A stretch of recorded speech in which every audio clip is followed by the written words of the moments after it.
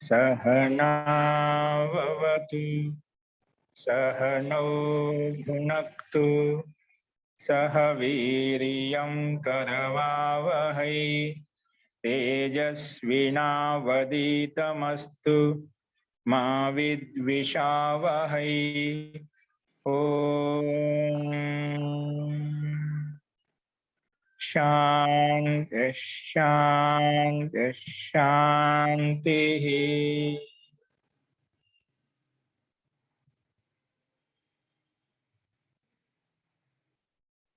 सर्वेभ्यो नमः। अंदरिकी नमस्कारम अंडी।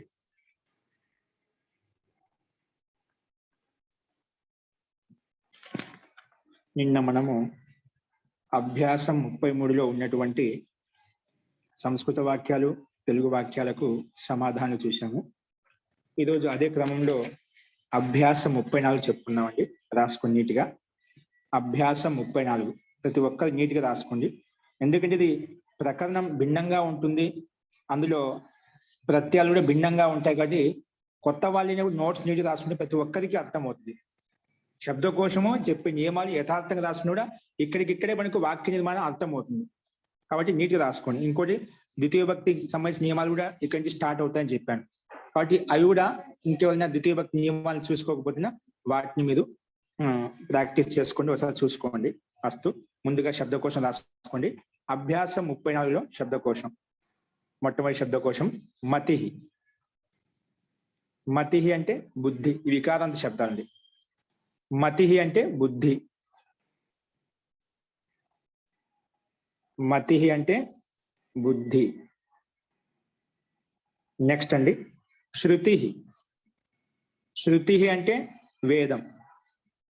ఏంటండి? శృతి అంటే వేదం.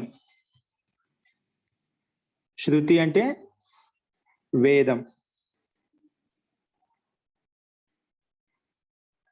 శృతి వేదం. శృతి విసర్గాలు ఉన్నాయండి. శృతి అంటే వేదం. నెక్స్ట్ స్మృతి. స్మృతి అంటే కూడా మనుస్మృతి, యాజ్ఞవల్క్య స్మృతి అని చెప్తా, అవి స్మృతి. స్మృతి అంటే స్మృతులు, అంటే మనుస్మృతి ఇత్యాది గ్రంథాలు. మనుస్మృతి ఇత్యాది గ్రంథాలు అంటే స్మృతి గ్రంథాలు. ఏంటి?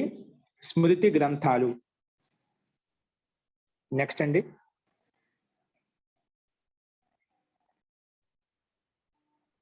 నెక్స్ట్ వచ్చేసి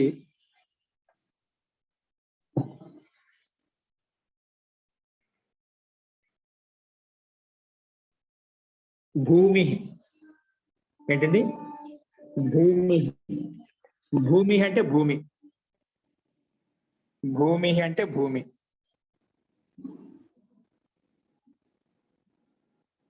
భూమి అంటే భూమి. నెక్స్ట్ పంక్తి. పంక్తి. పంక్తి అంటే పంక్తి అంటే వరుస క్రమం అంటాం కదా, అదే అండి. పంక్తి అంటే పంక్తి లేదా వరుస క్రమం ఇవన్నీ వస్తాయి.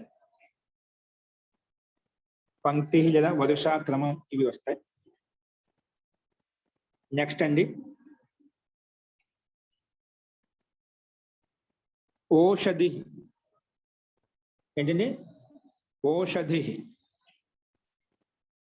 ఓషధి చూసుకునే స్క్రీన్ మీద కనిపిస్తున్నాయి ఇక్కడ. ఓషధి. ఓషధి అంటే మందు. ఓషధి అంటే ఏమిటండి? మందు.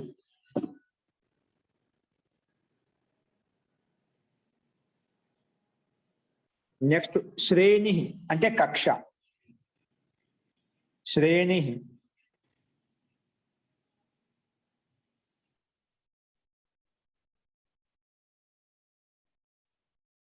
శ్రేణి అంటే కక్ష. శ్రేణి. శ్రేణి అంటే కక్ష.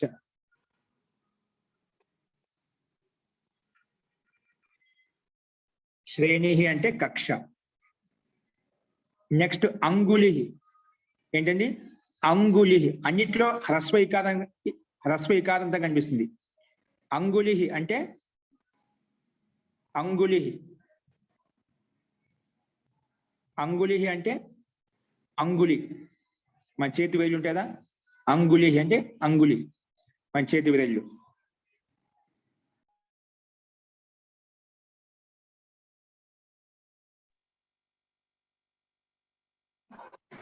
ఇప్పుడు వినిపిస్తుందా అండి? ఎక్కడ మిస్ అయింది మనకు? అన్ని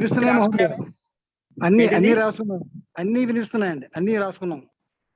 ఓకే అండి. అంగుళి. అంగుళి అంటే అంగుళి, చేతి వేలు. నెక్స్ట్ ప్రీతి. ప్రీతి అంటే ప్రేమ. ఇక్కడ మనకు కనిపిస్తుంది చూడండి, ప్రీతి అంటే ప్రేమ. ప్రీతి అంటే ప్రేమ. ప్రీతి అంటే ఏమిటి? ప్రేమ. ప్రీతి అంటే ప్రేమ.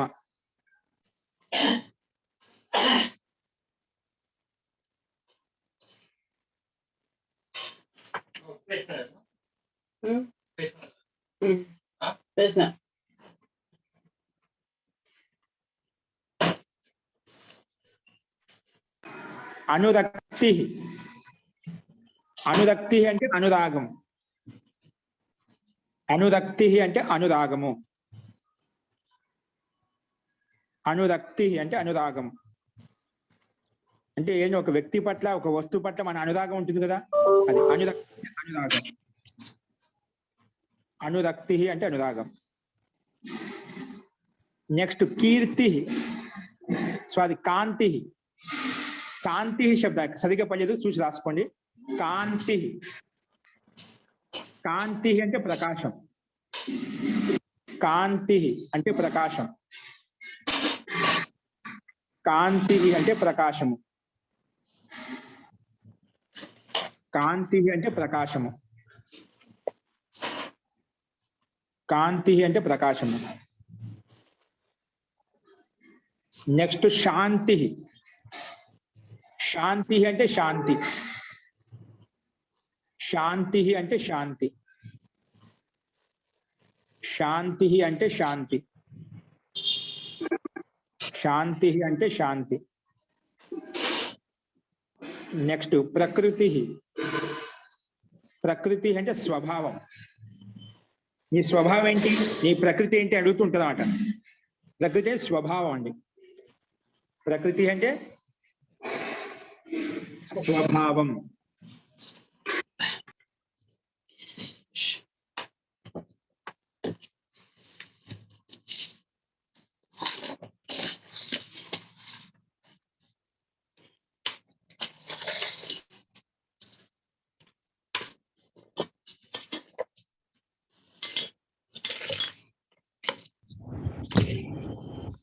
అరుణ్ కుమార్ గారు, మీ ఇంట్లోంచి బాగా శబ్దం వస్తుంది, మ్యూట్ చేసుకోండి. ఫస్ట్ ప్రకృతి అంటే స్వభావం చెప్పాను. ప్రకృతి అంటే స్వభావం. ప్రకృతి అంటే స్వభావం. నెక్స్ట్ భక్తి. భక్తి అంటే భక్తి. ఇప్పుడు ఇవన్నీ మతి శబ్దానికి సమానంగా నడుస్తాయండి. అన్ని హ్రస్వ ఇకారాంతాలే. భక్తి అంటే భక్తి. నెక్స్ట్ శక్తి. శక్తి. శక్తి అంటే శక్తి అండి. శక్తి అంటే శక్తి. నెక్స్ట్ మూర్తి. ఏంటండి? మూర్తి. మూర్తి. మూర్తి అంటే మూర్తి. ఇప్పుడు ఏదైనా ఏ భగవాన్ యొక్క మూర్తి కూడా ఏదైనా కావచ్చు. మూర్తి అంటే ఏదైనా కానీ ఒక భగవత్ స్వరూపం యొక్క మూర్తి. భగవంతుడి యొక్క మూర్తి కావచ్చు, ఏదైనా వ్యక్తి యొక్క మూర్తి కావచ్చు. మూర్త స్వరూపం, మూర్తి రూపంలో ఏదైతే ఉందో అది మూర్తి అంటే మూర్తి. నెక్స్ట్ పద్ధతి. పద్ధతి అంటే మార్గం. ఏదో ఒక విధి, ఒక పద్ధతి ఉండాలి అంటుంటా కదా, ఒక విధి విధానం ఉండాలి అంటుంటాం. పద్ధతి అంటే పద్ధతి లేదా మార్గము లేదా విధి, విధి విధానం. పద్ధతి అంటే ఏమిటి? ఒక మార్గము లేదా విధి, విధి లేదా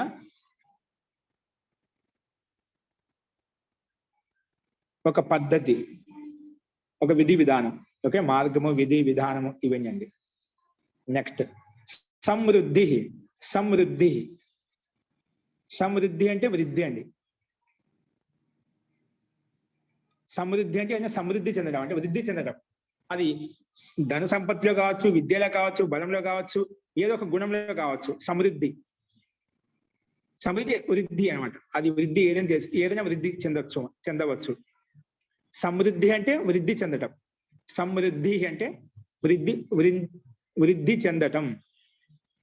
సమృద్ధి అంటే వృద్ధి చెందటం. అస్తు. నెక్స్ట్ సమితి. సమితి, సమితి అంటే సభ. సమితి అంటే సభ. సమితి అంటే సభ. సమితి అంటే సభ. నెక్స్ట్ సూక్తి. సూక్తి అంటే సుభాషితం. సూక్తులు నేర్చుకుంటా అంటూ చెప్తుంటారు కదా. సూక్తి అంటే సుభాషితం. సూక్తి అంటే సుభాషితం. సూక్తి అంటే సుభాషితం. నెక్స్ట్ నియతి. నియతి అంటే భాగ్యం. నియతి భాగ్యం. నియతి, నా నియతి అలా ఉందండి, నా కర్మ అలా ఉందండి అంటుంటాం కదా. అది నియతి అంటే మన ప్రారంధం. ఒక రకంగా చెప్పాలంటే నా నియతే బాగలేదు అని అంటుంటాం ఒకసారి సహజంగా మనకు తెలియక. అంటే నా కర్మే బాగలేదు, నా అదృష్టం బాగలేదు అంటుంటే కదా, దాన్ని నియతి శబ్దంతో చెప్తాం సంస్కృతంలో. నియతి అంటే భాగ్యము, నా అదృష్టము భాగ్యం అలా ఉంది అంటుంటాం అనమాట. నియతి అంటే భాగ్యము. నియతి అంటే భాగ్యము. నెక్స్ట్ వ్యక్తి అంటే మనుష్య. వ్యక్తి అంటే మనుష్య. వ్యక్తి మనుషు. ఇక్కడ శబ్దాలు చూడండి, మనం ఇక్కడ కొన్ని ప్రసిద్ధమైన శబ్దాలు చెప్పుకున్నాం.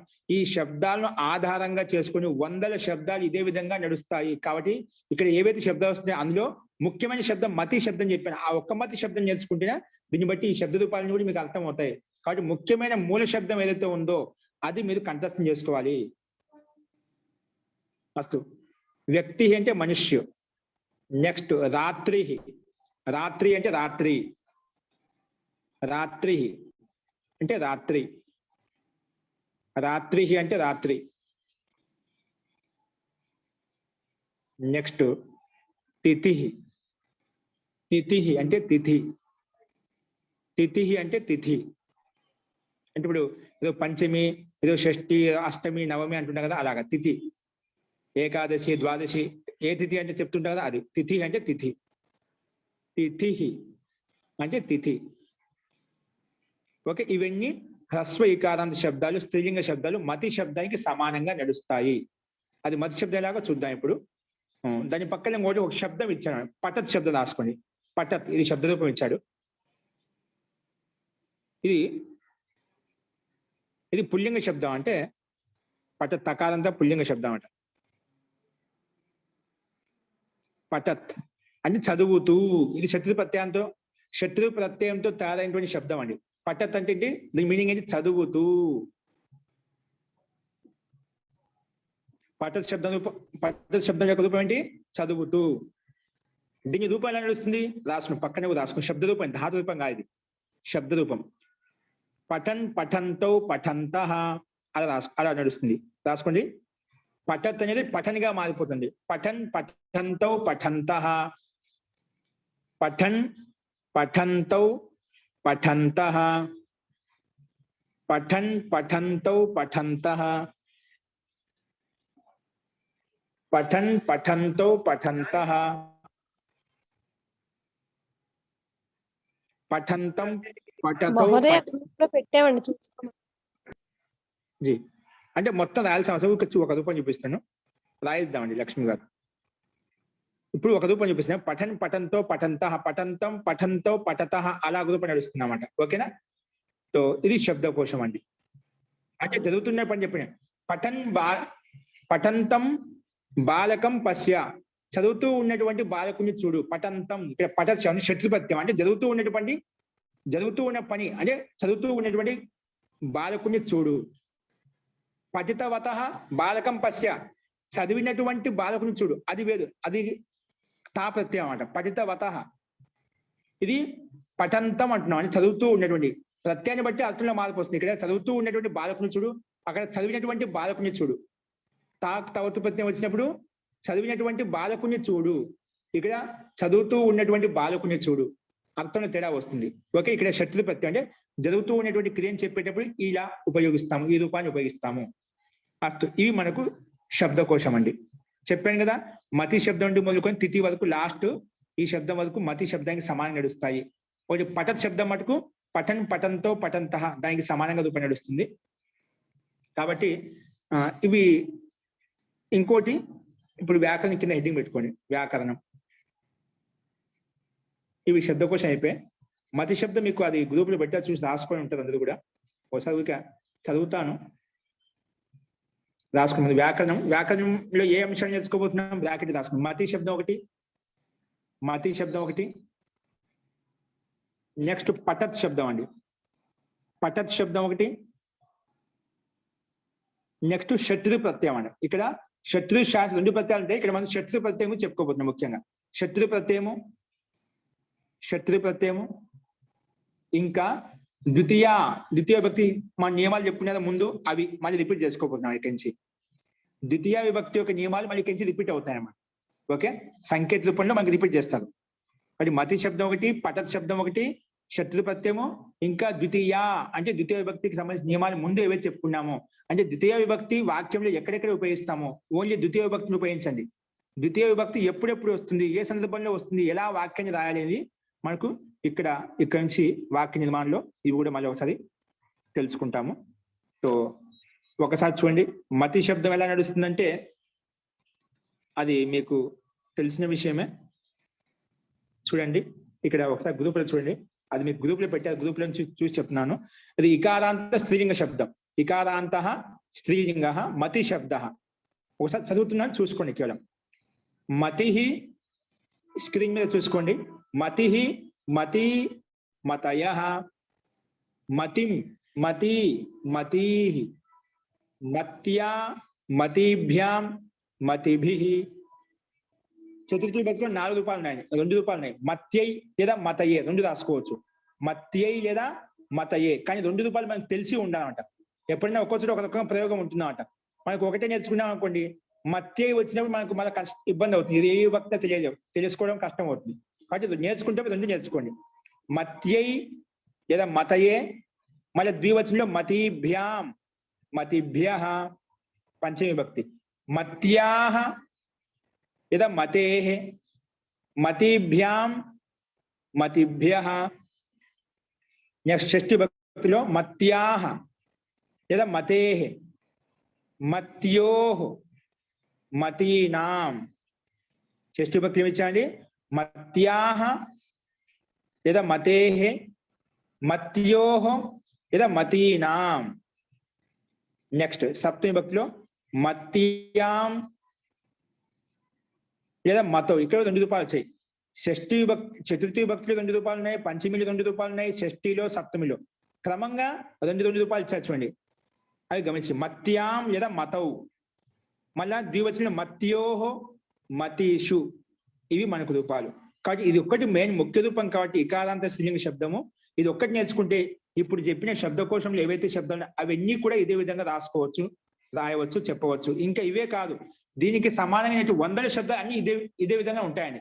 నీ శబ్ద స్వరూపాన్ని బట్టి ఆటోమేటిక్గా నువ్వు గుర్తించవచ్చు.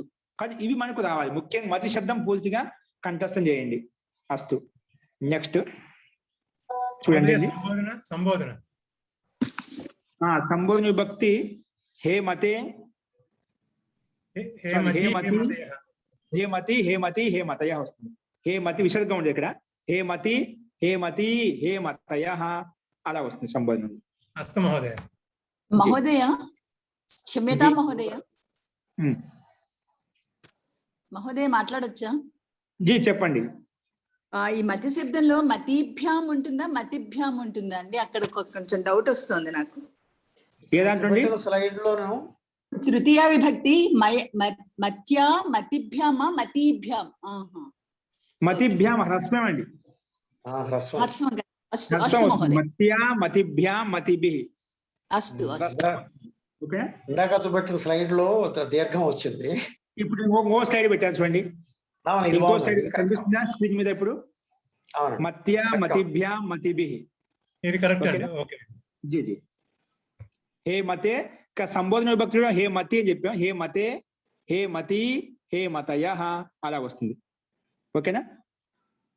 హే మతే, హే మతి, హే మతయః. ఓకే, ఇవి మనకు. నెక్స్ట్ పఠన్ శబ్ద రూపానికి రూపాయలు ఎలా ఉంటాయి? పఠన్ పఠంతో పఠంత. గచ్చన్ శబ్దానికి సమానంగా అండి. గచ్చన్ శబ్ద రూపం ఉందా? దానికి సమానంగా ఇది కూడా వస్తుంది. గచ్చన్ గచ్చంతో గచ్చంతః. అలాగా పఠన్ పఠంతో పఠంతః, పఠంతం పఠంతో పఠతః, పఠతా పఠద్భ్యాం పఠద్భిః, పఠతే పఠద్భ్యాం పఠద్భ్యః, పఠతః పఠతోః పఠతాం, పఠతి పఠతోః పఠత్సు. హే హే పఠన్, హే పఠంతో, హే పఠంతః. అలాగా రూపం నడుస్తుందండి మనకు. ఓకేనా? తో ఒకటి గచ్చన్ శబ్దం చూసుకున్నామంటే దాన్ని బట్టి మిగిలిన రూపం కూడా పఠత్ శబ్దము, ఇలాగే ఎన్నైనా శత్రు ప్రత్యాంత రూపాన్ని కూడా ఇదే విధంగా మనం చూసుకోవచ్చు. ఓకే, అస్తు అండి. ఇప్పుడు నియమం రాసుకోండి. అది తర్వాత పఠత్ శబ్ద రూపం కూడా గ్రూపులు పెడతాదో అది చూసి రాసుకోండి, నేను పంపిస్తాను. ఓకే, అస్తు. ఇప్పుడు నియమం రాసుకోండి.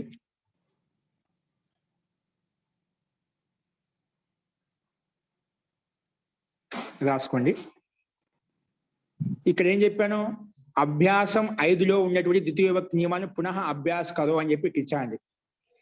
నియమాలు ఏంటండి? అభ్యాసం 5లో అంటే అభ్యాసం 5లో రెండో విభక్తి ద్వితీయ విభక్తి యొక్క నియమాలు ఇచ్చామట. అవన్నీ ఇక్కడ మళ్ళీ అభ్యాసం చేసుకోని చెప్తారు. కాబట్టి అవి మళ్ళీ ఒకసారి చూసుకోండి అందరూ కూడా. ఇప్పుడు రాసుకోండి. నియమం 127 నీట్గా రాసుకోండి. నియమం 127. నియమం 127. 127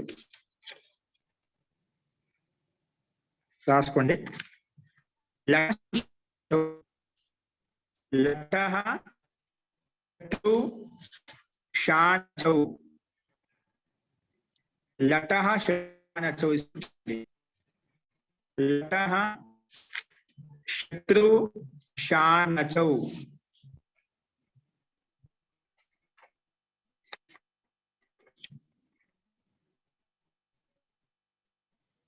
ఓకే అండి, ఇది సూత్రం అండి. అంటే శత్రు శాంతిని తీసుకొస్తుంది. అంటే వర్తమాన కాలార్థం. వర్తమానం చెప్పడం కోసం శత్రు శాంతి ప్రత్యయాలు వస్తాయి. అది ఏంటో చూద్దాం. రాసుకోండి. ఇది 127 పాయింట్ కింద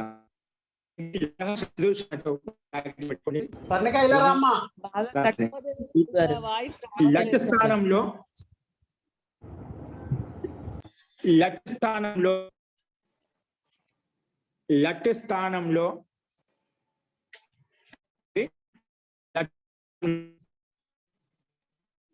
సరిగా రావట్లేదు. ఇప్పుడు వస్తుందండి. స్థానం వాయిస్ బ్రేక్ అవుతుంది.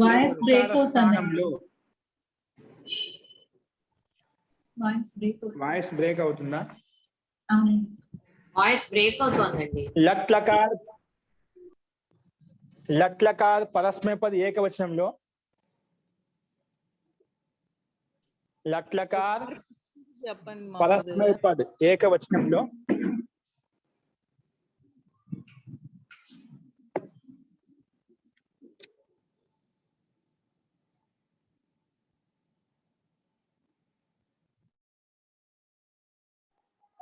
గురుగారు సూత్రం ఒకసారి రిపీట్ చేయరా? కట్ అయింది, వినిపించలేదు.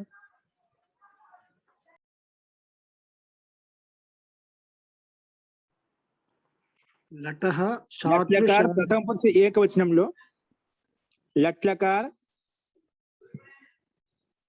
లట్లకార స్థానంలో లట్లకార్ పరస్మైపద అట్లా రాసుకోండి. లట్లకార్ పరస్మైపద స్థానంలో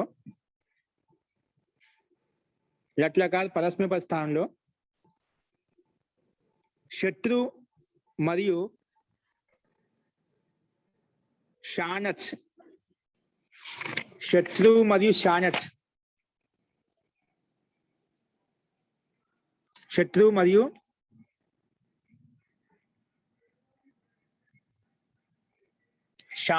ఈ రెండు ప్రత్యయాలు వస్తాయి. మహోదయ శానచ్ ఆత్మనేపదిలో కదా మహోదయ? ఇది చెప్తాను. శత్రు మరియు షానచ్ ప్రత్యయాలు లట్లకార్ పరస్మైపద స్థానంలో శత్రు మరియు షానచ్ ప్రత్యయాలు వస్తాయి. కాబట్టి ఇక్కడ దోషం వచ్చేసింది. లట్లకార్ పరస్మైపద స్థానంలో ఒక్క నిమిషం అండి. లట్లకార్ పరస్మైపద స్థానంలో శత్రు ప్రత్యయం వస్తుంది అదండి. శత్రు ప్రత్యయం వస్తుంది.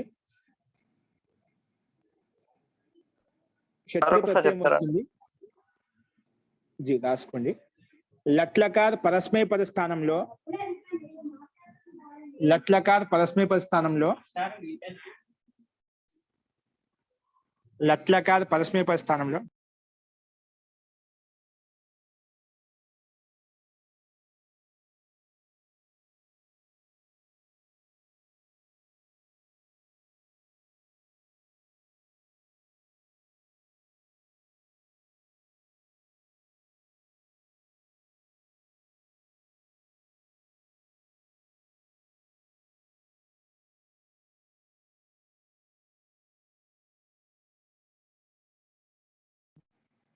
క్షమిస్తామండి.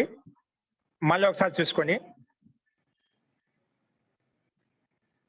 పరస్మైపద లట్లకార స్థానంలో కొంచెం వెనక ముందు ఇబ్బంది. ఇప్పుడు చూసుకోండి. లట్లకార్ పరస్మైపద స్థానంలో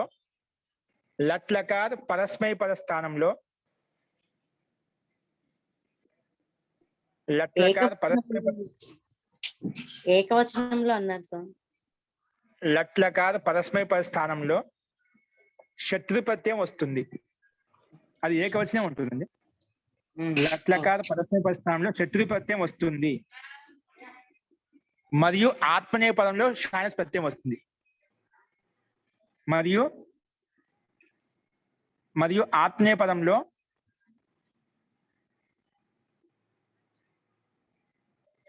షానచ్ ప్రత్యయం వస్తుంది. అంటే పరస్మైపదంలో లట్లకారం ఏకవచన స్థానం ఏమొస్తుందండి? శత్రు ప్రత్యయం వస్తుంది. అదే ఆత్మనేపద లట్లకార స్థానంలో లట్లకార స్థానంలో షానచ్ ప్రత్యయం వస్తుంది. మరియు ఆత్మనేపదం లట్లకార స్థానంలో షానచ్ ప్రత్యయం వస్తుంది. ఇది ఏకవచనం అండి. లట్లకారమే ఉండాలి. లట్లకారంలో వస్తుంది అంతే. అది ఏకవచనమే. ఎక్కువగా ఏకవచన ప్రయోగాలు ఉంటాయి, ద్వివచనంలో కూడా ఉంటాయి, కానీ మనకు ఏకవచనంలో ప్రయోగాలు కనిపిస్తాయి. ఓకేనా? అంటే లట్లకారం రావడానికి శత్రుపత్యం రావడానికి షానచ్ ప్రత్యయం రావడానికి పరస్మైపదిలో అయితే శత్రుపత్యం తెచ్చుకుంటాము. లట్లకారంలో ఆత్మనేపదంలో అయితే షానచ్ ప్రత్యయం తెచ్చుకుంటాము. అది గుర్తుపెట్టుకోండి. ముఖ్య అంశం ఇది. అస్తు. ఇప్పుడు చూడండి. శత్రు ప్రత్యయానికి అనుబంధ లోపం చేస్తే ఇందులో రాసుకోండి. శత్రు ప్రత్యయానికి అనుబంధ లోపం చేస్తే అత్తు మిగులుతుంది. శత్రు ప్రత్యయానికి అనుబంధ లోపం చేస్తే ఏం మిగులుతుందంటే అత్తు మిగులుతుంది. అదే విధంగా షానచ్ ప్రత్యయానికి అనుబంధ లోపం చేస్తే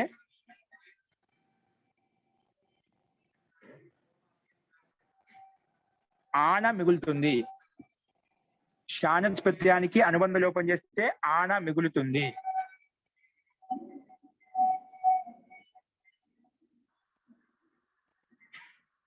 శత్రు ప్రత్యయానికి అనుబంధ లోపం చేస్తే అత్ మిగులుతుంది, మరియు షానచ్ ప్రత్యయానికి అనుబంధ లోపం చేస్తే ఆనా మిగులుతుంది. ఓకే అండి.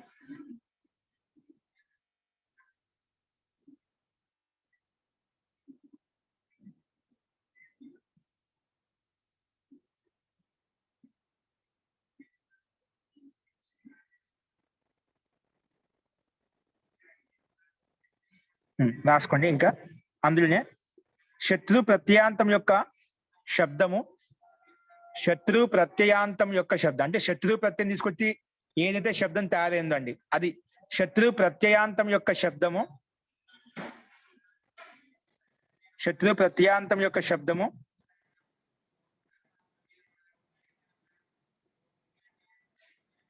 శత్రు ప్రత్యయాంతం యొక్క శబ్దము విశేష్యానికి సమానంగా ఉంటుంది. శత్రు ప్రత్యయాంతం యొక్క శబ్దం ఉంటుంది విశేష్యానికి సమానంగా ఉంటుంది. విశేష్యానికి, విశేషణంగా విశేష్యానికి సమానంగా ఉంటుంది చెప్పాను. శత్రు ప్రత్యయాంతం యొక్క శబ్దం ఎలా ఉంటుంది? విశేష్యానికి సమానంగా ఉంటుంది. మీకు ప్రయోగం చెప్పి చూపిస్తాను. విశేష్యానికి సమానంగా ఉంటుంది. విశేష్యం అంటే నామవాచకమే కదండి? ఇది నామవాచకం అండి. విశేష్యం అంటే ముఖ్యమైనది, ప్రధానమైనది అని విశేష్యం అంటాం. ఓకేనా? అదే నామవాచకం చెప్పుకోవచ్చు. ఓకే అండి. సో శత్రు ప్రత్యయాంత శబ్దము విశేష్యానికి సమానంగా ఉంటుంది. విశేష్యానికి సమానంగా ఉంటుంది. ఇంకా ఈ శత్రు ప్రత్యయాంత శబ్దము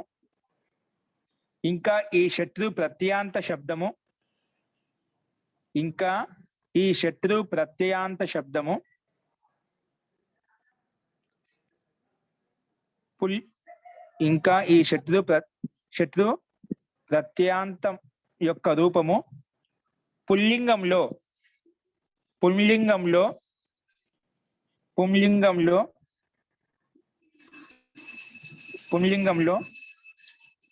పఠత్ శబ్దానికి సమానంగా నడుస్తుంది. ఈ శత్రు ప్రత్యయాంతం యొక్క రూపము పుల్లింగంలో పఠత్ శబ్దానికి సమానంగా నడుస్తుంది. పఠత్ శబ్దానికి ఎలా సమానంగా నడుస్తుంది? ఇప్పుడు చెప్పాం కదా, పఠన్ పఠంతో పఠంతః, పఠంతం పఠంతో పఠతః, పఠతా పఠద్భ్యాం పఠద్భిః, పఠతే పఠద్భ్యాం పఠద్భ్యః, పఠతః పఠద్భ్యాం పఠద్భ్యః, పఠతః పఠతోః పఠతాం, పఠతి పఠతోః పఠత్సు. ఈ రకంగా ఉంటుంది. ఓకేనా? దానికి సమానం నడుస్తుంది.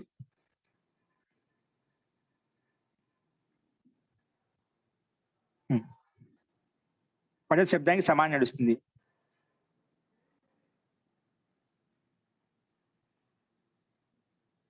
జుహోత్యాది గణం యొక్క ధాతువుల్లో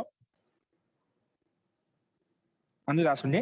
ఇంకా జుహోత్యాది గణం యొక్క ధాతువుల్లో జుహోత్యాది గణం యొక్క ధాతువుల్లో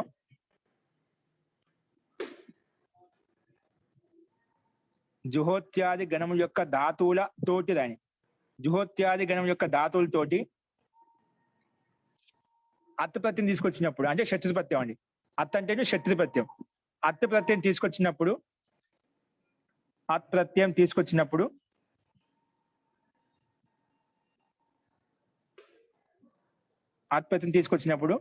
తకార స్థానంలో నకారం రాదు. ఏంటండి? ఇప్పుడు మన పఠత్కి ఏం చెప్పాను? పఠన్ చెప్పాం కదా, అలాగా జుహోత్యాది గణం యొక్క ధాతు ఏదైతే ఉందో అక్కడ తకార స్థానం నకారం రాదనమాట. ఓకేనా?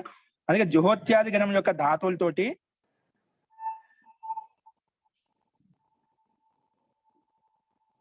శత్రు అతుపత్తిని తీసుకొచ్చినప్పుడు తకార స్థానంలో నకారం రాదు. పఠత్లో అత్తు ఉంది కదా, అది తకార స్థానంలో నకారం రాదు. తకార స్థానంలో నకారము రాదు. తకార స్థానంలో నకారము రాదు. తకార స్థానంలో నకారము రాదు. ఓకే. అంటే జుహోత్యాది గణం కాకుండా మిగిలిన ఏ గణం యొక్క ధాతు వచ్చినా ఆ శత్రు ప్రత్యయం అత్తు మిగులుతుందా? అత్తులో ఉండే తకారానికి నకారం వస్తుందండి. అత్తులో ఉండే తకారానికి ఏమొస్తుంది?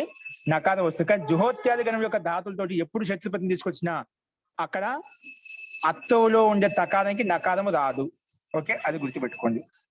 అస్తు.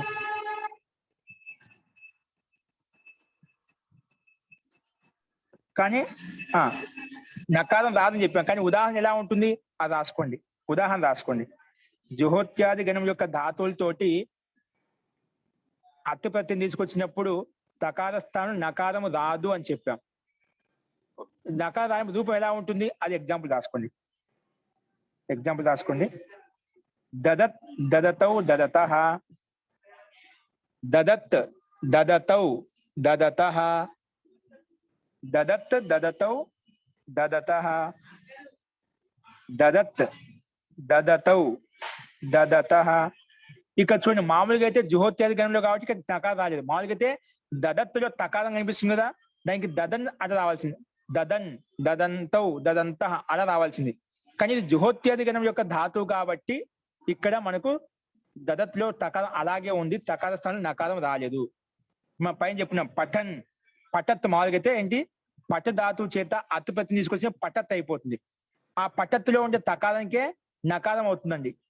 మన అష్టాధ్యాయ ప్రకారంగా సూత్రం ప్రకారంగా పఠత్ అనేది పఠన్గా మారిపోతుంది. పఠన్ పఠంతౌ పఠంతః అని చెప్పుకున్నాం. కానీ ఇక్కడ ఏమంటున్నారు, జుహోత్యాది గణంలో ధాతులు అయితే అక్కడ తకారానికి నకారం రాదు. అందుకే దదత్ దదతౌ దదతః. ఓకేనా, ఈ రకంగా రూపం ఉంటుంది. ఇంకా నెక్స్ట్ రాసుకోండి. స్త్రీలింగంలో అయితే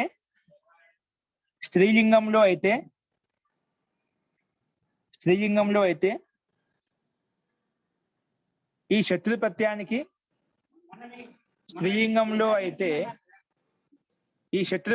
అంటే అత్తు ప్రత్యయం, శత్రు ప్రత్యయానికి అనుబంధ లోపం చేస్తే అత్తు మిగులుతుంది చెప్పాం కదా. అది స్త్రీలింగంలో అయితే ఈ అత్తు ప్రత్యయానికి కదా, శత్రువు అన్న అత్తు అని రెండు, శత్రువుకి అత్తు మిగిలినంట. ఈ అత్తు ప్రత్యయానికి దీర్ఘ ఈకారమును చేర్చుకొని, స్త్రీలింగంలో అయితే ఈ అత్తు ప్రత్యయానికి దీర్ఘ ఈకారమును చేర్చుకుంటాం. ఇక్కడ దీర్ఘ ఈకారం చేర్చుకొని నదీ శబ్దానికి సమానంగా రూపం నడిపించాలి. ఎలా నడిపించాలి? నదీ శబ్దానికి సమానంగా రూపం నడిపించాలి. ఇప్పుడు మనకేముందండి రాసరా, దీర్ఘ ఈకారంను చేర్చుకొని నదీ శబ్దానికి సమానంగా రూపం నడిపించాలి అని చెప్పాం.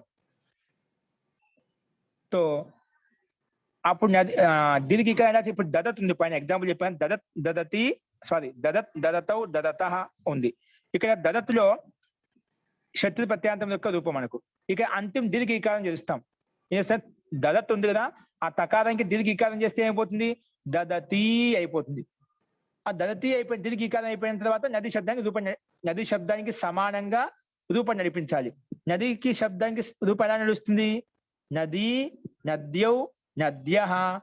అలాగే దదతి దదత్యౌ దదత్యః అలా రాసుకోవాలి. రాసుకునేది కూడా ఎగ్జాంపుల్, దదత్ శబ్దానికి దీర్ఘీకారం చేసుకుంటే దదతి అయిపోయిందండి. అదే నదీ శబ్దానికి సమానంగా రూపం నడిపించాలి కాబట్టి రాయండి. దదతి. ఇక్కడ నకారం రాదా అండి? ఇక్కడ ఏంటండి, ఇక్కడ నకారం రాదా? స్త్రీలింగంలోను పఠంతి పఠన్ పఠత్తులో ఆకారం ఎక్కడ ఉంది, దదత్ కదా, స్త్రీలింగంలో ఉంది. ఇదే జుహోత్యాదిలో అండి, జుహోత్యాదిలో చెప్తున్నారా? జుహోత్యాది. ఓకే. దదతి దదత్యౌ దదత్యః జుహోత్యాది గణాలు చెప్తున్నాయి ఇప్పుడు. దదతి దదత్యౌ దదత్యః. అస్తు. నపుంసకలింగంలో అయితే ఇది అయిపోయింది అన్నమాట. Example next. నపుంసకలింగంలో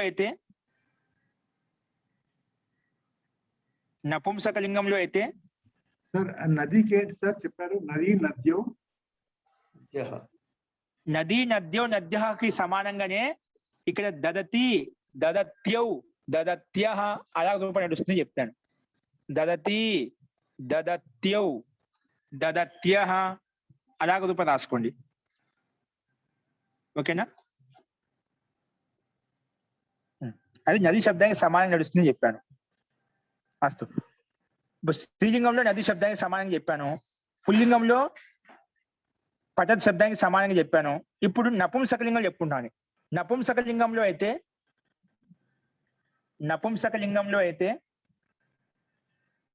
జగత్ శబ్దానికి సమానంగా నడుస్తుంది.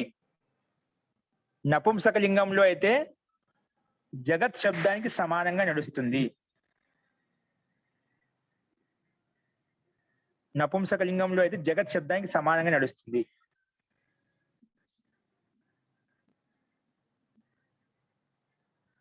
నపుంసకలింగంలో అయితే జగత్ శబ్దానికి సమానంగా నడుస్తుంది. సో జగత్ శబ్దానికి రూపం ఎలా నడుస్తుందండి? రాసుకుని కింద ఎగ్జాంపుల్. జగత్ జగతి జగంతి. జగత్ జగత్ అత్తే ఉంది, ఏ మార్పు రాలేదు. జగత్ జగతి జగంతి. ద్వితీయ భక్తి కూడా జగత్ జగతి జగంతి. మళ్ళీ తృతీయ భక్తి నుంచి కామన్. జగత జగద్భ్యాం జగద్భిః, జగతే జగద్భ్యాం జగద్భ్యః. పఠత్ శబ్దానికి సమానం నడుస్తుంది. మళ్ళా జగత జగద్భ్యాం జగద్భ్యః, జగత జగతో జగతాం, జగతి జగతో జగత్సు. ఈ రకంగా ఉంటుంది. ఏ జగత్ ఏ జగతి ఏంటండి? దదతి ఎలా నడుస్తుంది మహోదయ ఇప్పుడు నపుంసకలింగంలో? దదతి కాదండి, దదతి అనేది దీర్ఘీకారం వచ్చిందంటే అది స్త్రీలింగంలో అయిపోతుంది. నపుంసకలింగం జగత్ జగతి జగంతి అలా నడుస్తుంది అంటున్నాను. జగత్ జగతి జగంతి ఇది నపుంసకలింగంలో. ఇది కూడా రూపం నీకు గ్రూప్ లో మనకి ఎన్నికైపు ఉంది, అది గ్రూప్ లో చూసుకోండి ఒకసారి, సరేనా? అంటే దదతి శబ్దము జగతికి సమానంగా నడుస్తుంది అంటారు. అంటే జగత్ జగతి జగంతి శక్తి ప్రత్యయం వచ్చినప్పుడు నపుంసకలింగం రూపం ఇప్పుడు పుల్లింగం అనేది పఠత్ శబ్దానికి సమానంగా నడిపించుకోవాలి. ఒకవేళ నపుంసకలింగానికి విశేషణంగా వచ్చింది అనుకోండి, ఇప్పుడు విశేష రూపంలో నపుంసకలింగంలో ఉంది మనకు శబ్దం. నపుంసకలింగంలో మనకు అంటే నపుంసకలింగ శబ్దంతో మనకు శత్రుపతిని తీసుకొచ్చినప్పుడు రూపం ఎలా నడిపించాలంటే జగత్ శబ్దానికి సమానం నడిపించుకోవాలి. అంటే దదత్ దదతి దదంతి అనాలి, అంతే కదా సార్? దానికి దదత్ దదతి దదంతి. మీరు దాదాతు అడుగుతున్నా దానికి దదత్ దదతి దదంతి అలా వస్తుంది. జీ దదత్ దదతి అది హ్రస్వ ఈకారం అండి. దదత్ దదతి దీర్ఘం అండి, మరి ద్వివచన దీర్ఘం వస్తుంది. దదత్ దదతి దదంతి ఇది మళ్ళీ అంతిమంలో హ్రస్వ ఈకారం. అంటే స్త్రీలింగంలో దదతి ఉంది కదా ఏకవచనం, దదతి దదత్యో దదత్యః అని ఉంది కదా. స్త్రీలింగంలో ఏకవచనం దీర్ఘీకారం అండి. స్త్రీలింగం దదతి, స్త్రీలింగంలో దదతి అది దీర్ఘ ఈకారం. ఇది కూడా దీర్ఘ ఈకారమే కదా నపుంసకలింగం. నపుంసకలింగం జగత్ జగతి ద్వివచనంలో దీర్ఘీకారము, బహువచనంలో హ్రస్వీకారం. జగత్ జగతి జగత్ ఏమి లేదు అక్కడ, ద్వివచనం జగతి, బహువచనంలో జగంతి. జగత్ జగతి జగంతి బహువచనంలో హ్రస్వీకారం వస్తుంది. ఓకేనా? అదే స్త్రీలింగంలో ఏకవచనమును నపుంసకలింగంలో ద్వివచనము సమానంగా ఉన్నాయి. జీ సమానంగా ఉంటాయి. అది మనకు ప్రసంగాన్ని బట్టి సందర్భాన్ని బట్టి అర్థమవుతుంది. ఓకేనా? మహోదయ నమస్తే మహోదయ.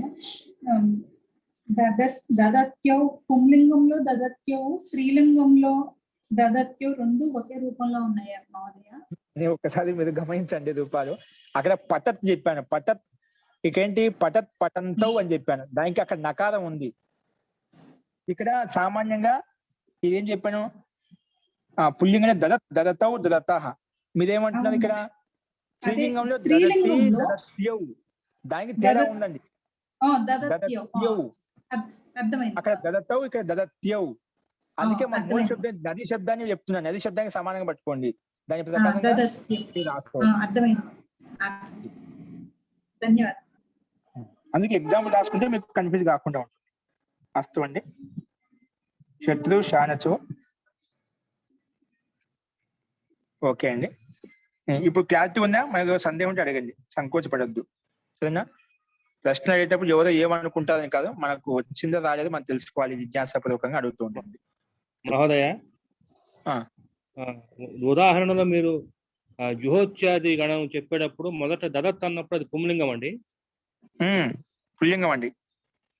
అదేనండి. తర్వాత స్త్రీలింగం చెప్పారు నది శబ్దానికి సమానంగా. తర్వాత జగత్ శబ్దం నపుంసకలింగానికి సమానంగా చెప్పారు. అయితే నపుంసక సమానం చెప్పాను. అయితే మొట్టమొదటి దదత్ అనేది పుంలింగ రూపం అండి. జీ పుల్లింగ రూపం అండి. అలాగేనండి. ధన్యవాదాలు అంతే. ఇంకా ఏ గణాల్లో నకారం వస్తుంది, ఏ గణాల్లో నకారం రాదు కింద నియమంలో మనకు వచ్చేస్తుంది. అక్కడ ఇంకా స్పష్టం అవుతుంది. ఇప్పుడు జుదాచార్య గణంలో చెప్పాము, పుల్లింగంలో నపుంసకలింగంలో స్త్రీలింగంలో ఎలా ఉంటుంది చెప్పాము. అంతకన్నా ముందు పటత్ శబ్దం చెప్పాము. అది సామాన్యంగా శత్రుపత్యం వచ్చినప్పుడు అన్నిటికీ వర్తిస్తుంది. అంటే జోహత్యాది గణం వదిలిపెట్టి మిగతా అన్ని గణాల్లో వర్తిస్తున్నాం అంట. ఓకేనా? అస్తు. అంటే అక్కడ కూడా స్త్రీలింగంలో కూడా ఇదే వస్తుందా అంట, పుల్లింగంలో కూడా. అది చెప్తాను తర్వాత మీకు ఎక్కడెక్కడ వస్తుందో చెప్తాను. కింద అంతిమ నియమంలో ఉంది అన్నమాట. ఇప్పుడు ఇంతవరకు రాశాం కదా. ఇప్పుడు దాన్ని శత్రు మరియు షానత్స్ ఈ రెండు క్రియాపదాలు. శత్రు మరియు షానత్ ఈ రెండు ప్రత్యయాలు. శత్రు మరియు షానత్స్ ఈ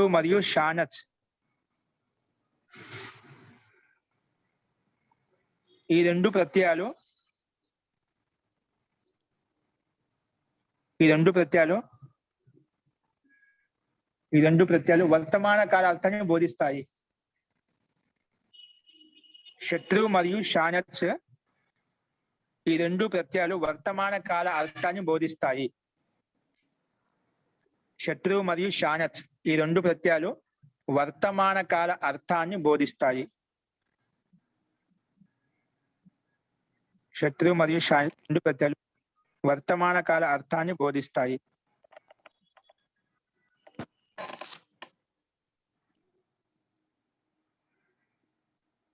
ఓకేనా? అస్తు. ఇప్పుడు ఆ వర్తన ముఖ్యంగా ఈ శత్రు ప్రత్యయాలు షానత్ ప్రత్యయాలు ఏ అర్థాన్ని వస్తే వర్తమాన కాల అర్థాన్ని బోధిస్తాయి. ఇంకా శత్రు ప్రత్యయం అనేది పరస్మ పదంలోనే వస్తుంది. షానత్ ప్రత్యయం అనేది ఎల్లప్పుడూ ఆత్మనే పదంలోనే వస్తుంది. ఓకేనా?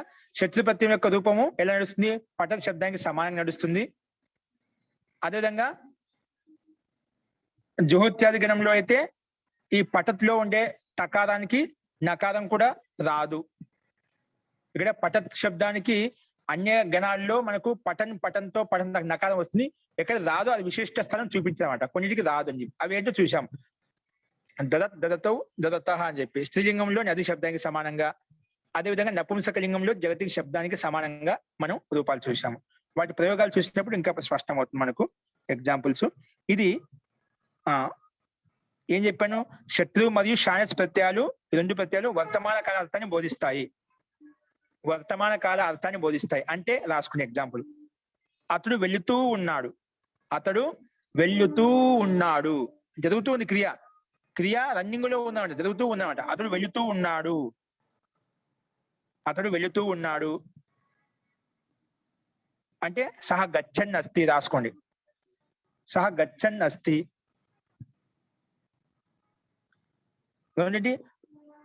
రెండో రాసుకోండి. అతడు వెళుతూ ఉండేవాడు, లేదా అలా చెప్తా అతడు వెళుతూ ఉండేవాడు.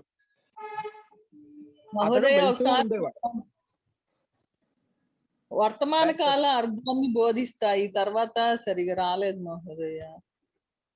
వర్తమాన కాల అర్థాన్ని బోధిస్తాయి. దాని తర్వాతనే ఎగ్జాంపుల్ చెప్పాను. అతడు వెళుతూ ఉన్నాడు. వర్తమాన కాల అర్థం ఏ రకంగా ఉంటుంది అని చెప్పాను. అతడు వెళుతూ ఉన్నాడు, ఇది వర్తమాన కాలం జరుగుతూ ఉంది. వెళుతూ ఉన్నాడు దానికి అర్థం ఏం చెప్పాను? సహ గచ్చన్ అస్తి.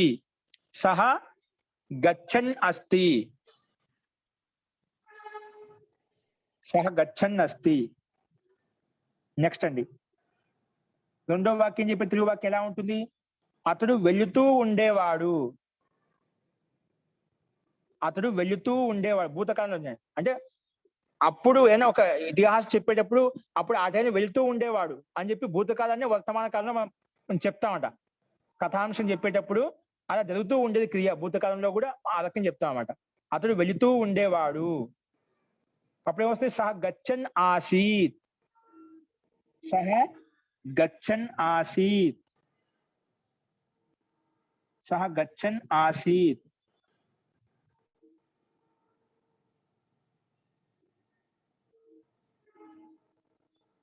ఏంటంటే తెలుగు ఇంకొక వాక్యం సహా అతడు వెళ్తూ ఉంటాడేమో. మనం ఒక్కోసారి అనుకుంటాం ఆ టైంలో అతడు ఎక్కడ వెళ్తూ ఉంటాడేమో, తెలుగు భవిష్యత్తు కాలం అక్కడ వెళ్తాడేమో, అతడు వెళ్తాడేమో భవిష్యత్ కాలంలో చెప్తాడు. అతడు వెళ్తాడేమో, వెళ్తూ ఉంటాడేమో అలా రాసుకోవచ్చు. అతడు వెళ్తూ ఉంటాడేమో, ఆ టైంకి నువ్వు ఇప్పుడు వెళ్ళొద్దు, ఆ టైంకి అతడు ఎక్కడైనా వెళ్తూ ఉంటాడు, అక్కడికి వెళ్తూ ఉంటాడు అని చెప్పి ముందే చెప్పేస్తాం అన్నమాట. అంటే ఆ అర్థంలో ఏమొస్తుంది, అతడు వెళ్తూ ఉంటాడేమో. దానికి సహ గచ్చన్ భవిష్యతి, సహ గచ్చన్ భవిష్యతి రాయండి. సహ గచ్చన్ భవిష్యతి, సహ గచ్చన్ భవిష్యతి. ఓకే అస్తు. అంటే వర్తమాన కాల అర్థం, వర్తమాన కాల అర్థం ఎలా ఉంటుంది కొంచెం 3 ఎగ్జాంపుల్ చెప్పానమాట. ఓకేనా మహోదయ, ఇక్కడ గమిష్యన్ రాదండి. గమిష్యన్ భవిష్యత్ కాలంలో గమిష్యన్ రాదంటారా? గమిష్యం రాయండి, గచ్చని వస్తుంది. మన క్రియాపదం ఒకటి మార్చాం, క్రియాపదం ఒకటి మార్చింది, దాన్ని మార్చి అర్థం మారలేదు కదా. మహోదయ ఇక్కడ స్యాత్ రాదా అండి? వెళ్తూ ఉండవచ్చు. రాసుకోవచ్చు అండి, శాత్ కూడా రాసుకోవచ్చు. మనం ఒకటి లట్ లకారం చూపించాను, లంగ్ లకారం చూపించాను, ఒకటి యుత్ లకారం చూపించుకోను. అట్లా అస్ధాతు శత్రు ప్రత్యయం వచ్చినప్పుడు, షాచ్ ప్రత్యయం వచ్చినప్పుడు, శత్రు షాచ్ ప్రత్యయం వచ్చినప్పుడు ఎల్లప్పుడూ దాని పక్కలో అస్ధాతునే ఉపయోగించాలి. ఏం ఉపయోగించాలని చెప్పాను, అసధాతువునే ఉపయోగించాలి. అసధాతు మన లట్టు, లోటు, లిట్టు, లంగు ఏదైనా ఉపయోగించుకోవచ్చు, కానీ అసధాతునే ఉపయోగించాలి. అది నియమం చెప్తాను, తర్వాత వస్తుంది ఇప్పుడు. ఓకేనా, ఇది గుర్తుపెట్టుకోండి, రాసుకోండి. ఇప్పుడు దాంట్లో కంటే రాసుకోండి. ఇంకా ఇప్పుడు 2వ పాయింట్కి రాసుకోండి. ఇప్పుడు ఇంతకు చెప్పాను, 1వ పాయింట్కి చెప్పాను, 2వ పాయింట్కి రాసుకోండి. అంటే ఇంకా ఈ శత్రు ప్రత్యయం ఎటువంటి క్రియాకలాపాలు జరుగుతాయి అవి చెప్పుకున్నాను. 2వ పాయింట్కి రాసుకోండి. ఈ శత్రు ప్రత్యయంలో కూడా వికరణ ప్రత్యయం వస్తుంది. ఈ శత్రు ప్రత్యయం వచ్చినప్పుడు కూడా వికరణ ప్రత్యయం వస్తుంది. ఈ శత్రు ప్రత్యయం వచ్చినప్పుడు కూడా వికరణ ప్రత్యయం వస్తుంది.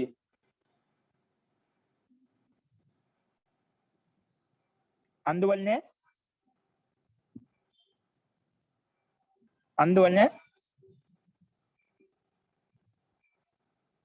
ఈ శత్రు ప్రత్యయాన్ని ఉపయోగించి అందువలనే ఈ శత్రు ప్రత్యయాన్ని ఉపయోగించి అందువలనే ఈ శత్రు ప్రత్యయాన్ని ఉపయోగించి అందువలనే ఈ శత్రు ప్రత్యయాన్ని ఉపయోగించి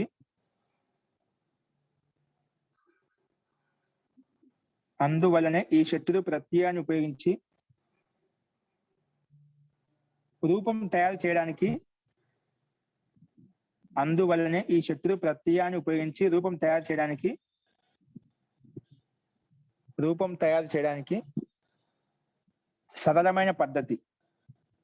అంటే మనం పైన చెప్పుకున్నామని దీనికి ఇంకో రకంగా చూపిస్తున్నాను. సరళంగా గుర్తుపెట్టుకోవడానికి ఒకటి మనకు ఒక ఉపాయం చెప్తున్నాడు. సరళమైన పద్ధతి, ఈ శత్రు ప్రత్యయాన్ని ఉపయోగించి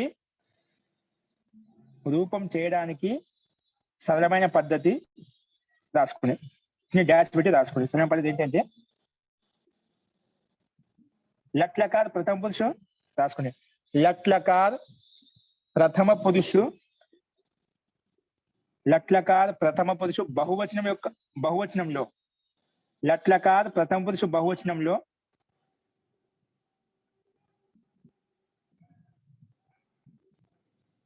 లట్లకార్ ప్రథమ పురుషు బహువచనంలో ఏదైతే రూపం ఉంటుందో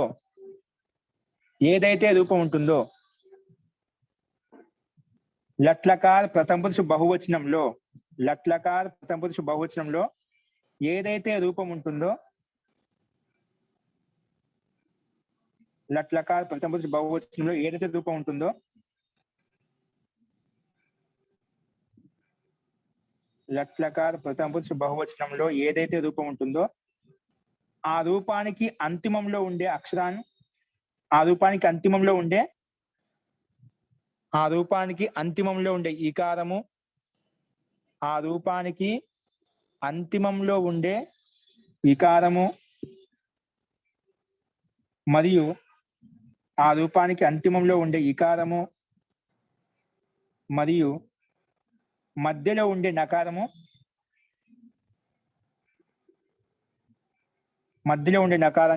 తొలగించాలి. అంతిమంలో ఉండే ఇకారాన్ని మరియు మధ్యలో ఉండే నకారాన్ని తొలగించాలి.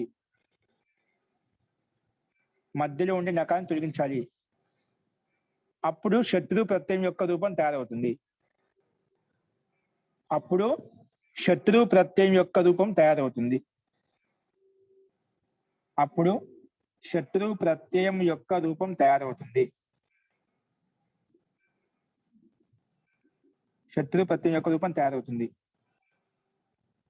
ఉదాహరణ రాసుకోండి, చెప్తాను. పట్ ధాతు అండి. ఏ ధాతు? పట్ ధాతు. ఎగ్జాంపుల్ రాసుకుని పట్ ధాతుని పట్. దానికి ప్రథమ పురుషం లట్లకార్ ప్రథమ పురుష బహువచనం ఏమొస్తుందండి? లట్లకార్ ప్రథమ పురుష బహువచనంలో పఠంతి రాయండి. పట్ ధాతుకి పఠంతి. ఈ పఠంతిలో అంతిమ అక్షరం ఏంటండి? ఈ పఠంతి. ఆ ఈకారం తొలగించాలంటే మధ్యలో నకారం, ఆ ఈకారానికి ముందే ఉంది, మధ్యలో నకారం ఉందా? పఠంతి నా ఉందా? ఆ మధ్యలో నకారం తొలగించేయాలి. అంటే లట్లకార ప్రథమ పురుష బహువచనంలో ఏదైతే రూపం ఉందో ఆ రూపానికి అంతిమ అక్షరం ఏంటి? ఈకారాన్ని, మధ్యలో ఉండే నకారాన్ని తొలగించేయాలి. తొలగించినప్పుడు ఏదైతే రూపం ఉంటుందో అదే శత్రు ప్రత్యయం యొక్క రూపం అవుతుంది. ఇప్పుడు అంతిమ పట్టంతిలో ఈకారం తొలగించాము, మధ్యలో నకారం తొలగిస్తే ఏముంది? పటత్. ఇది శత్రు ప్రత్యయం అవుతుంది. పటత్ అండి. అలా సింపుల్ గా ఒక గుడ్డి గుర్తుగా మనం కొండ గుర్తుగా చెప్పామన్నమాట. ఇక్కడ పటంతి బహువచన రూపం ఏదైతే ఉందో దాంట్లో అంతిమ అక్షరాన్ని తీసేయండి, మధ్యలో ఉండే నకారాన్ని తీసివేయండి, అప్పుడు మిగిలిన రూపం ఏదైతే ఉందో అది శత్రు ప్రత్యయం యొక్క రూపం తయారవుతుంది అని చెప్పుకున్నాం. ఓకేనా? అస్తు అండి. అలాగే అన్నిటికీ ఇదే విధంగా చూసుకోవాలి. నెక్స్ట్ భూధాతుకి ఏమొస్తుంది? భూధాతుకి భవంతి. అదే కదా, భూధాతుకి భవంతి. అప్పుడు భవత్ మిగులుతుంది మహోదయ. భవత్ మిగులుతుంది. ఏమిగులుతుంది? భవత్. అలాగే అస్ధాతుకి ఏమవుతుంది? అస్ధాతుకి సంతి. అస్ధాతు ముందు రూపం ఏంటి? అస్థిస్థ సంతి. సంతిలో అంతిమ ఇకారం తీసేయాలి, మధ్యలో నకారం తీసేయాలి. అంతిమలో ఇకారం, మధ్యలో నకారం తీసి ఏమవుతుంది? సత్. అందుకే సత్. సంతికి సత్ మిగులుతుంది. నెక్స్ట్ గమ్ ధాతుకి ఏమవుతుంది? రూపం ఏంటి? ముందు రూపం రాసుకుని గమ్కి గచ్చంతి. గమ్కి ఏంటి? గచ్చంతి బహువచనంలో. దాంట్లో అంతిమ అక్షరం ఏంటి? అంతిమ అక్షరం ఈ మధ్యలో నకారం తీసేస్తే గచ్చత్. నెక్స్ట్ పాధాతు అండి. పాధాతు వస్తుంది బహువచనంలో.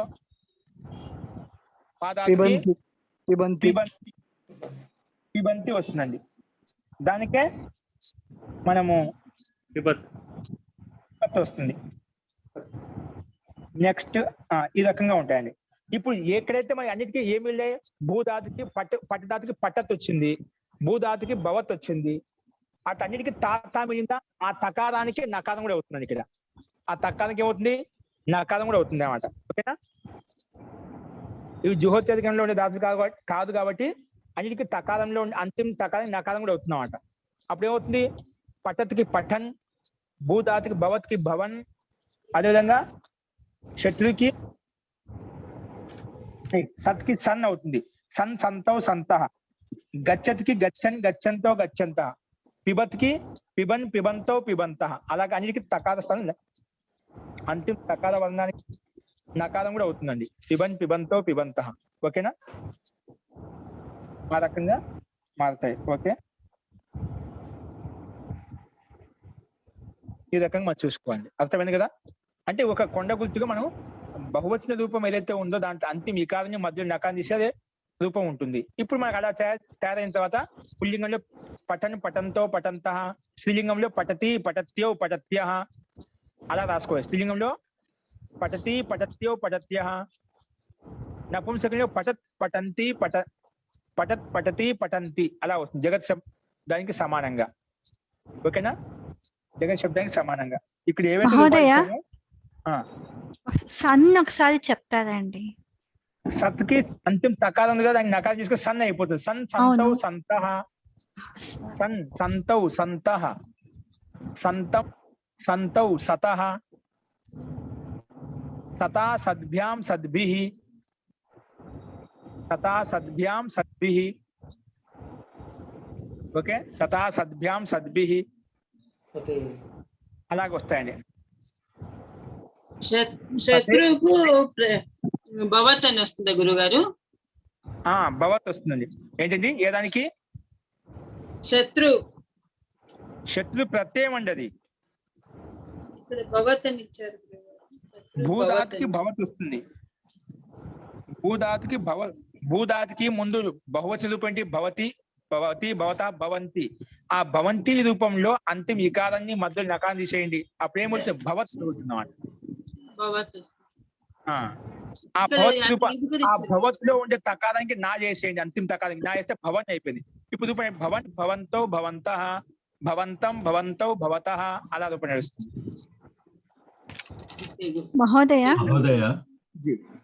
మహోదయ మీరు నకారము ఇకారము తీసేసే బదులు తకారము ఇకారం తీసేస్తే అప్పుడే వచ్చేస్తుంది కదా మహోదయ. పఠన్ మీరు పఠంతిలో నకారము ఇకారము తీసేసి తకారం పెట్టి పఠత్ చేసి పఠన్ చేశారు. దాంట్లో తకారము ఇకారం తీసేస్తే పఠనే అయిపోతుంది కదా. అంటే ఇక వ్యాకరణ సూత్రం ప్రకారంగా అన్నిటికీ కొన్నిటికి జరగవండి, కొన్నిటికి మాత్రం అలా అవుతుంది అన్నమాట. ఓకే మహోదయ. అది వేరే రూపాలు ఉన్నాయి అందులో. మనం జ్ఞాపకం అలా పెట్టుకోవచ్చు కానీ కరెక్ట్ సూత్రం అన్నమాట. వేరే సూత్రాల ప్రకారం కొన్ని మార్పులు వస్తూ ఉంటాయి. కాబట్టి కొన్ని స్థూలంగా ఒకటి మనం అర్థం చేసుకోవడానికి ఇలా ఉంటుంది తెలుసుకోవడం కోసం ఒక చదవమైన ఉపాయం అంతే, ఒక పద్ధతి. మనకు అర్థమైతే ఇలా పెట్టుకోవచ్చు. రూపం ఇలా నడుస్తుందని చెప్పాము. ఒకటి పద్ధతి శబ్దానికి రూపం ఇలా నడుస్తుంది, గచ్చని శబ్దానికి సమానం నడుస్తుందని చెప్పాము.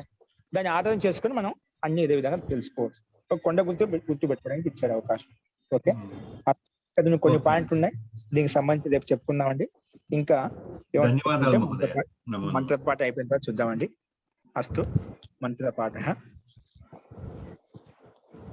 ఓం